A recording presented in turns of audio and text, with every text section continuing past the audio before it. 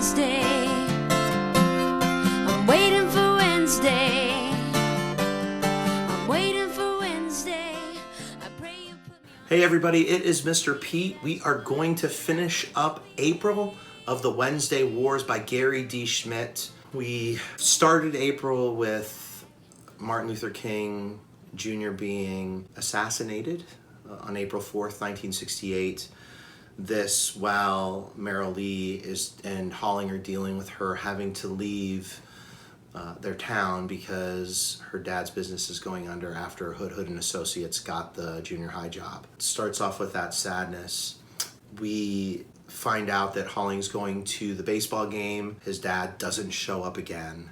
And then, of course, Mrs. Baker steps up and says, I can take you to the game as long as it's okay with your parents, who, of course, weren't home. Here we go. So, it was the bottom of the third inning by the time that Mrs. Baker and I reached our box seats, which were on the first base line, right next to the Yankee dugout.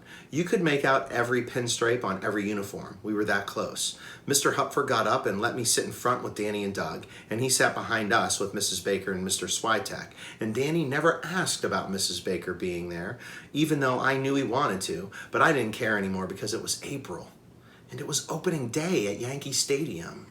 And the California Angels were out in the field, and the Yankees were up at bat. The game was everything it was supposed to be. Horace Clarke turned a double play off his heel, and Joe Pepitone caught a pop fly over his shoulder. Frank Fernandez had hit the only home run in the second inning, so we'd missed it, which was a big deal since it won the game. And Mel Stottlemyre threw a 4-hit shutout. Mickey Mantle had 2 singles, so Danny and I couldn't boo him like we wanted to. And when Horace Clarke came out of the dugout for the 7th inning stretch, he tossed 3 balls to us, and we almost had another one off a Mickey Mantle foul ball, except that it hit the bar along the box seats and skipped over us. And Mr. Hupfer and Mr. Switek bought us all, even Mrs. Baker, hot dogs with sauerkraut, and more hot dogs with sauerkraut, and Cokes in bottles with the ice still frozen to them, and pretzels as big as both your hands together, and then another hot dog with sauerkraut for each of us. And we shouted and hollered when the bum ump made a lousy call on Joe Pepitone that made him strike out, and everybody, even Mrs. Baker, stood and cheered when Mel Stottlemyre retired 10 batters in a row. It was just swell. But what happened afterward, that was just swell too. Joe Pepitone and Horace Clarke yelled up to our box at the end of the game, "Hey Danny, Holling, Doug," they called, just like that. "Hey Danny, Holling, Doug." There wasn't a kid within earshot that didn't wish they were us. "Hey," we called back, "you want to come down on the field?" asked Horace Clarke, which we didn't need to answer because we were already climbing over the railing. That was when Joe Pepitone saw Mrs. Baker. "You're that dame that got us to come to the school last December," he said. Let me tell you, I wasn't sure Mrs. Baker had ever been called that dame before, and I was sure she wasn't all that happy about it now. Mrs. Baker crossed her arms over her chest, even though I had coached her against that. "Yes," she said, "though it was my brother-in-law who contacted you." She said it in this frozen voice that would have quieted any 7th grade class in half a second. But Joe Pepitone didn't notice. He took a step closer. "Aren't you that dame that ran in Melbourne? The women's 4x100? You anchored, right?" I was really sure that Mrs. Baker had never been called that dame twice in 2 sentences that came one after the other. "Yes," she said. Now, it's important to stop here. Mrs. Baker did not, she's a fictional character. Americans did run in that Olympics. Wilma Rudolph ran the anchor. I'm sure that I'm going to find video and put it right here. And Shirley Strickland, with memories of a drop baton at Helsinki, is tense to start Australia's quest for a 3rd sprint medal. They've drawn one of the favourite lanes, number 3. First out of the shadow is Italy, then Russia and Britain. Nothing in it as they come up to the first chain. If anything, Pashley of Britain has the advantage.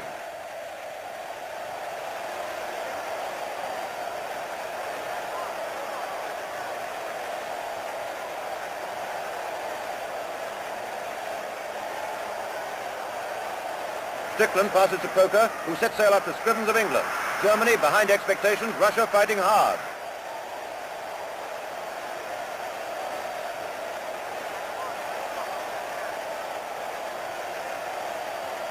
Britain in front as Scrivens hands to Paul, but Australia right on their heels in lane 3. If anything, Miller of Australia gains a little on Paul.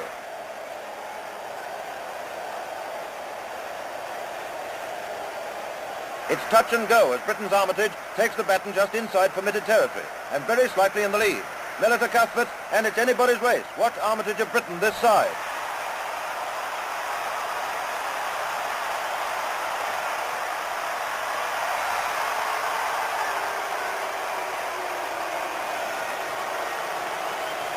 Oh, a close go. America third.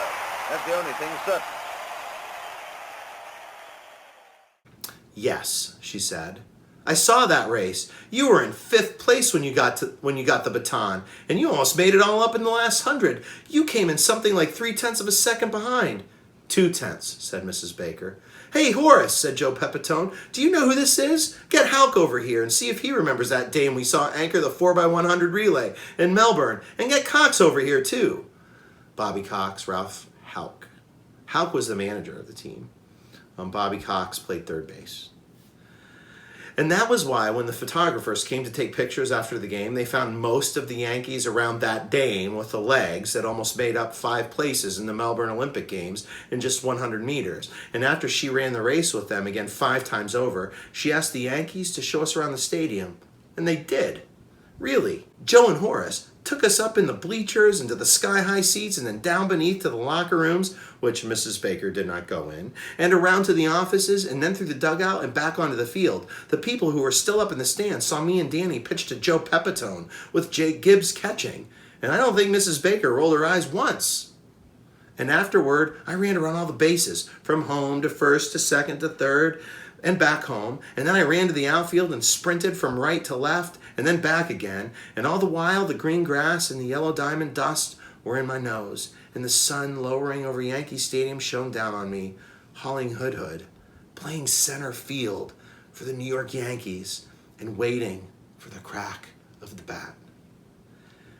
When you have the chance to run the outfield of Yankee Stadium, and you're not exactly sure if you'll ever have another chance, you have to take things as they come.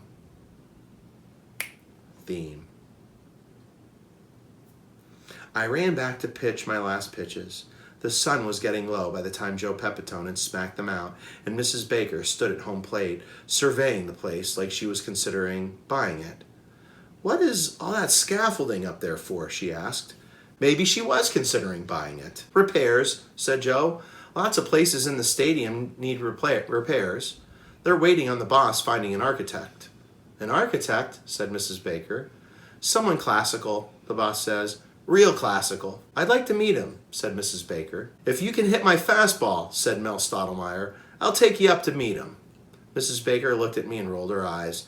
Get me a bat, Mr. Hood, she said. It turned out that Mr. Hupford drove me and Danny home that night.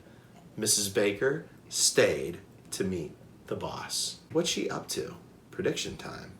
Mrs. Baker's picture was in the Hometown Chronicle 2 days later, standing next to Danny and Doug and me, and all of us surrounded by smiling Yankee players. I wore Joe Pepitone's jacket to school, and Danny wore his hat, and Doug wore Horace Clark's hat. 3 6th graders asked for my autograph on a baseball, which I gave them. Coach Quattrini, however, did not ask for an autograph. He kept his promise, and the next cross-country practice was about as hard as 2 practices put together. And since he believed in democracy, he said he figured that everyone should have the same cross-country practice, and so all 7 of the varsity runners ran like Brutus and Cassius were after them with long and pointy knives. The 8th graders loved me after that. They threw all of my clothes in the showers, and I walked home leaving puddles at every step. So when spring break finally came, it dropped as the gentle rain from heaven upon the place beneath. Spring break. Were there any 2 words ever put together that make a more beautiful sound? Spring break. Let me tell you, the days were warm and green. Danny, my tea, Marilee, and I met at Woolworth's in the afternoons. We ordered Cokes and hamburgers for as long as our allowances held out. Spring break. The high school was out too, and so my sister was always in a happy mood. She had a new friend named Chit. That really was his name. And he drove a yellow VW Bug with bright pink and orange flower decals. He was mostly legs and arms and hair, and he came over every afternoon and would go down into the basement with my sister, and they would listen to her transistor radio and then come upstairs singing about yellow submarines very loudly and laughing like it was the funniest thing in the world. Afterward, Chit would follow himself into his yellow bug, and my sister would go driving around with him. So it's ironic because as I'm reading this, today the Beatles had a special. It was a free viewing of a movie that came out in 1968 called The Yellow Submarine. The Beatles. Yellow Submarine. The Yellow Submarine was a song on Magical Mystery Tour album that came out in 1968. It was also the special that there was a clip of that you guys got to see earlier in the book. It was a really weird show that was like psychedelic, like colored cartoons and spring break, warm and green days. You know they aren't going to last, but when you start in on them, they're like a week of summer plunked down as a gift in the middle of junior high school. They mean the smell of dust and grass on a baseball diamond, the first fresh sea breeze that come all the way inland from Long Island Sound, all the maples decked out in green gold leaves. They mean checking out tennis rackets to see if winter has warped them while they hung in the garage, and watching the first rabbit running across the lawn, and neighbors putting the first free kittens signs up on their stoops. That's spring break. You come back to school thinking that it's no longer just the end of winter, it's almost the beginning of summer. And you figure that you can hang out until the end of June because the warm breezes are coming in the window like quiet happiness. A lot of imagery there, similes, and wonderful, beautiful writing by Gary D. Schmidt. Perfect for a crop QVS. Coach Quattrini had made us swear on the lives of our firstborn children that we would run hard during spring break. He promised we would find out if we missed one day, just one day, and that we would pay dearly. So when we got back to school, he began the first practice with this announcement. Every runner on the varsity team was going to have to better my tryout time with the Rats by 35 seconds. No exceptions. And no Rats to help. Let me tell you, the 8th graders were not happy. Once we got started on a run, there was a whole lot of spitting to the side, timed with the wind, which I had to keep watch for, and I kept well to the back of the pack since we ran through neighborhoods where there were kids from school who knew me, and I didn't want to find myself in front of their houses with my shorts pulled down to my ankles. I was glad that Doug Switek's brother wasn't a varsity runner. Who knew what would have happened then? It was when we were all back from the run that first day and standing around the gym doors trying not to die that Coach Quattrini gave his second announcement. There was going to be a Long Island Junior High School cross-country meet this spring just to work up excitement for the fall season. It's this Saturday, so you're all going to have to get up early and miss your cartoons, he said. I should mention now that the only time we could watch cartoons when I was a kid was Saturday mornings. There were no cartoon channels, so every Saturday mornings, all the channels from like 6 o'clock in the morning to around noon just played cartoons for kids. I loved Saturday mornings. You'd get up and all kinds of crazy cartoons were on. There was a Dungeons and Dragons cartoon that I loved, a Pac-Man cartoon. This song that I remember, it was called, I think, Supercade. Join all your Supercade fun, fun, fun. If I can find it, I will, and it'll play right there so you can see that I'm not crazy. So, anyways, so him saying that would have resonated with kids because I'm sure it was like that for long before I was a kid. I feel really badly about that. So badly I could cry. Boo-hoo! Be here by 7. Bus leaves at 7:01. We run at Salisbury Park, 3 miles at race pace. Winners gets $100 savings bond. Not that I expect any of you ladies to win. Toads, Beatles, Bats. That night at supper, I mentioned the race. That will be nice, said my mother. Just swell, I said. Who's the coach? Said my father. Coach Quattrini, I said. My father considered this a moment. What's his first name? I shook my head. Everyone just calls him Coach Quattrini. My father shrugged and went back to eating. How far do you have to run? Said my sister. I told her. You'll die, she said. I won't die. You'll get run over and crushed. It's almost happened before, I said, with a bus. She smirked at me. Hauling Hood, the local town hero. Do you want a parade? How long is it until you go to college? I said. She smirked again. Not soon enough. She's not going to college, said my father. Silence, since that is one of those lines that gets everyone's attention. What? Said my sister. You're not going to college, said my father again. You've got a good job, and you're not going anywhere. A long pause. Did you know that Roy White is batting .429, I said? Roy White is a New York Yankee. .429 is really good. I am going to Columbia University, said my sister. Columbia University, New York City, awesome school. I've been there a few times. How I teach language arts actually came from ideas I learned going to Columbia for some summer programs. My father pressed his fork onto his plate and crushed a lima bean. Columbia, he said. Columbia. Let me think a moment. Isn't that the school that's on strike to protest the war so there aren't any classes? It's the school where students are striking against the war and against racism. The whole world is going crazy, my father said, and no place is crazier than college. You'll stay at your job and be safe. Safe from what? Thinking? You're staying home, said my father. My sister focused on her meatloaf. By the way, Roy White really was hitting .429, 205 points over his last season's average, which seems to me to be important enough to talk about at supper. They were all asleep when I left for the cross-country meet on Saturday morning. Here we go again, missing another Hauling Hood event. Not going to be at the cross-country meet, didn't go to the play, didn't go to the baseball game. Just strange. Actually, I was almost asleep too when I left for the cross-country meet on Saturday morning. I think I got to Camillo Junior High only by instinct. It was cold and a little foggy.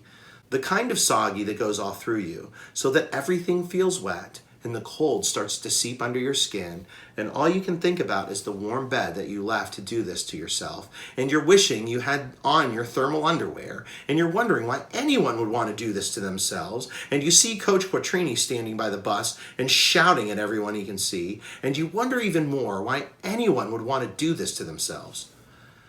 Neither the fog nor the cold lifted when we got to Salisbury Park. The grass was long and wet, and the fog dripped down from the still fresh green leaves on all the trees. You could see your breath. You could especially see Coach Quattrini's breath because he was using it a lot, telling us where to leave our stuff, where to wait, where to stop waiting, where to loosen up, where to line up.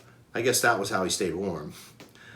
So much imagery there. So many different figurative languages there. There was something like 20 Long Island junior high schools here, and some of them even had uniforms. Most of us just had the numbers the coach gave us pinned to our shirts. My number was 113, which is not a particularly lucky number. Danny Hupfer's was 25, which, as you know, is Joe Pepitone's number. I asked him to change with me. Would you change with me if I had 113 and you had 25, he said. In a second, I said. Liar, he said. But when the JV boys race started, I cheered him on anyway, standing on the sidelines between Mr. and Mrs. Hupfer and a whole bunch of little Hupfers and Mr. Kowalski and Merrill Lee, who would come out to watch us run on an early Saturday morning. That's Merrill Lee for you. It wasn't easy to pick Danny out when they started, since there were about 300 runners on the line, and most of them had on white t-shirts. But after they left and headed into the deep woods of Salisbury Park and the thudding of 600 feet faded, we all ran to where the trail comes out for a bend and waited for him to pass. He ran through in a clump of runners, mostly bigger than him, 8th graders. Keep your arms loose, I hollered. Okay, coach, he called, heading back into the woods. And don't talk, I yelled after him. He probably didn't hear me. We ran to the next bend. When he came past, he was out in front of the clump and running well. He shook his loose arms at me. Go, Danny, yelled Merrill Lee. Faster, you dang slug, I yelled, and he obeyed. He was sprinting when we saw his back disappear. Then we rushed back to the starting line, and we all screamed like crazy when he ran past in the top 10 and set off for the woods again, the second lap. There were 3 more after that. We ran all over the field to catch him whenever he came in sight, me, all the Hupfers, and Mr. Kowalski and Merrill Lee. Everybody's there to see him race. All the parents. Of course, not Holling's parents. On the 4th lap, he came across the starting line first. We went berserk. Even Coach Cortrini went berserk, jumping up and down on the sidelines, just like one of the little Huffers. When Danny disappeared into the woods, followed by the clump of 8th grade runners pretty far behind him, we ran back to the first bend for the 5th time and waited for the sight of Danny. But it was the clump of 8th grade runners that came out first, and then a whole line of other runners, all red and sweating in the cold, foggy air. "Did we miss him?" asked Marilee. But we hadn't. Way more than half of the runners had gone by before we saw Danny limping past the first bend. Both of his knees were bloody. He did not look at us. Mr. and Mrs. Hupfer had their hands over their mouths, and all the little Hupfers asked, "What happened to Danny's knees?" "I guess he must have tripped," said Mrs. Hupfer. She didn't know what might happen if a clump of 8th graders caught a 7th grader in the lead. We ran to the next 2 bends and waited. Danny was falling farther and farther behind. When he finally crossed the finish line, he wasn't last, but almost. His parents were waiting right there. His father took one arm and his mother the other. Marilee and I stood back, and we could see that Danny was almost crying, and probably not just because his knees were hurting. He didn't look at us when Mr. and Mrs. Hupfer took him back to his car, followed by the pack of little Hupfers. Some of them were crying. Are Danny's knees going to get better? I guess cross country is also a blood sport. The varsity race was next, and I lined up behind the 8th graders. Way behind the 8th graders. "Get up to the line!" hollered Coach Cortrini. I moved up about half an inch. And probably that was why, among the 140 runners waiting at the starting line, Mr. Hupfer was able to find me so easily. "I have a message for you," he said. "From Danny. I'm not sure you'll understand it." "I'll try," I said. "He said, 'Beat the Pied Ninnies.' Do you know what he means?" I nodded. "Then here's a message from me," he said. He leaned closer. "Run them into the ground." So his dad's ticked off. But don't you wish that Holling's dad would be there to give him that message? I mean, I got chill bumps, and you can tell, like, this part gets me every time. So Danny's hurt because of the 8th graders. Now, Holling has to run against these 8th graders who clearly don't like him. And here we go. Prediction time. What's going to happen? But it's hard to run 139 runners into the ground, especially when the gun goes off and the thunder of all those feet takes over from the thunder in your heart. For a minute, I thought that my sister was right. I was going to get run over and crushed. So I drifted off to the side and sprinted to move ahead before the trail narrowed. By the time I reached the first bend out of the trees, I was just behind the clump of 8th graders from Camillo Junior High. By the time I hit the second bend, we'd passed most of the other runners. By the time we reached the starting line again, the 7 of us were out front. Actually, the 6 of them were out front, and I was running behind them. And at the starting line, this is what I saw. Mr. and Mrs. Hupfer and all the little Hupfers were behind Danny, who had not gone home, but was standing there on his bloody knees and hollering as loudly as he could and waving his white shirt high up in the air. Coach Cortrini was going berserk again and seemed to be trying to levitate himself off the ground.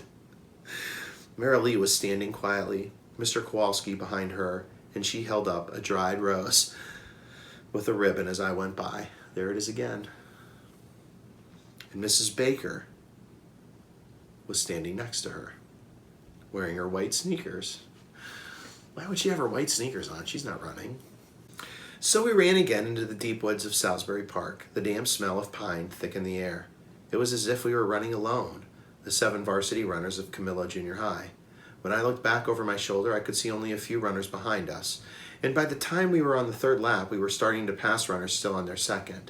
The fog had lifted. The day had warmed, and at times I could almost close my eyes and let my feet move along the still dampening grass.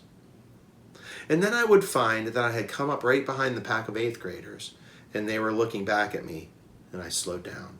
When we reached the starting line to begin the last lap, Coach Cortrini looked like he was having some sort of fit. I'm not sure that he knew what he was hollering, or if it was even English. Let me tell you, whatever it wasn't Shakespeare. All the little Huffers were jumping up and down too, and Danny was still waving his shirt, and Marilee was waving her rose, which was losing its petals, and Mrs. Baker was screaming. Really. We headed into the deep woods for the last time. In the cool shade of the trees, I came up close behind the 8th grade pack. And on the first bend coming out, Mrs. Baker was waiting, alone. That's why she had on her white shoes. She ran to the bend. "Hauling," she called. I looked at her. "Past those boys," she said. And that was all it took. I glided as we went into the woods again and stayed close while the trail narrowed and skittered through some thick underbrush.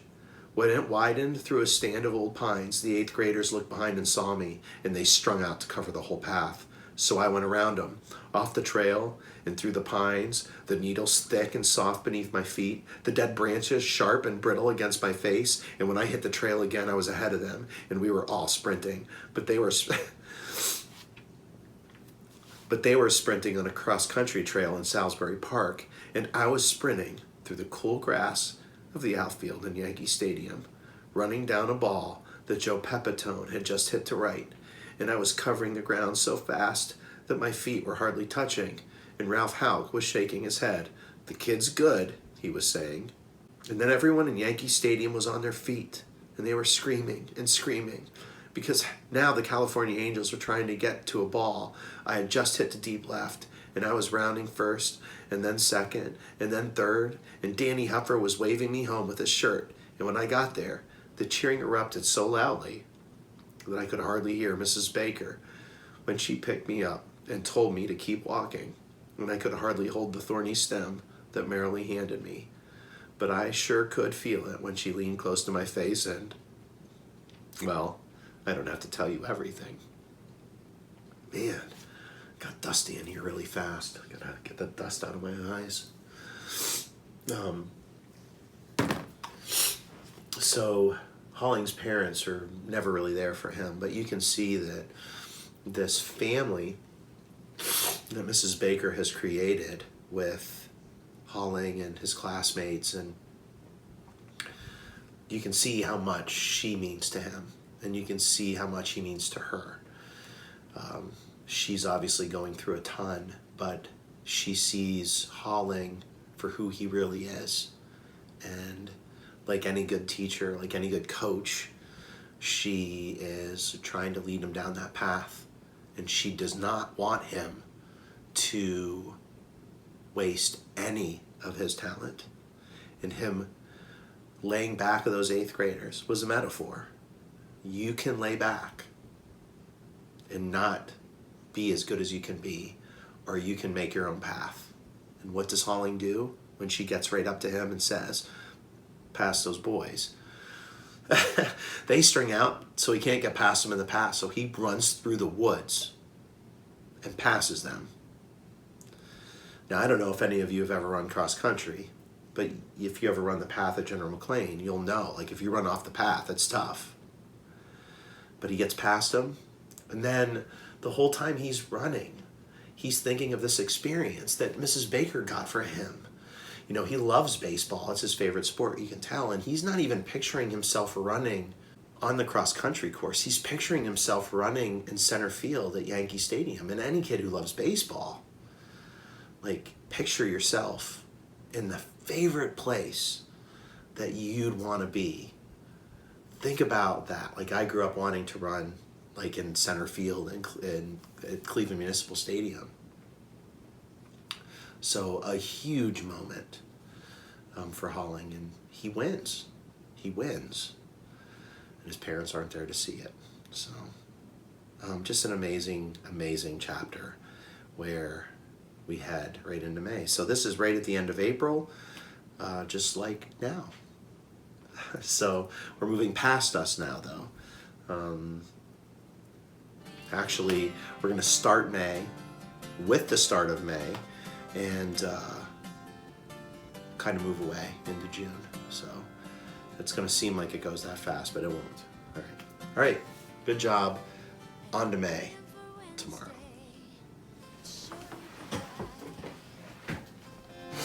To show you goodbye.